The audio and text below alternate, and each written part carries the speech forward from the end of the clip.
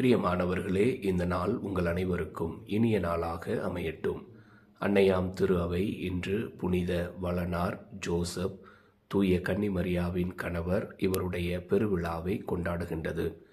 புனித ஜோசப் எப்பொழுதுமே அமைதியான முறையிலே இறைவனுடைய திருவுளத்தை தன்னுடைய வாழ்விலே ஏற்றுக்கொண்டு அதன்படி வாழ்ந்தவர்.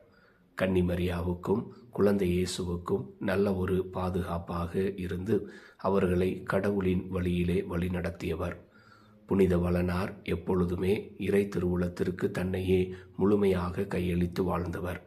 இந்த வளனாரைப் போல நாமும் இந்த தவ காலத்திலே நமது வாழ்வில் எப்பொழுதும் நமது விருப்பத்தை நாடாமல் இறைவனுடைய விருப்பத்தை நாடி அமைதியான முறையிலே எல்லா செயல்களையும் செய்ய இறைவனுடைய அருளையும் ஆசிரையும் இந்த நாளிலே புனித ஜோசப் வழியாக மன்றாடுவோம். திருவிழா நல்வாழ்த்துக்கள். ஆமேன்.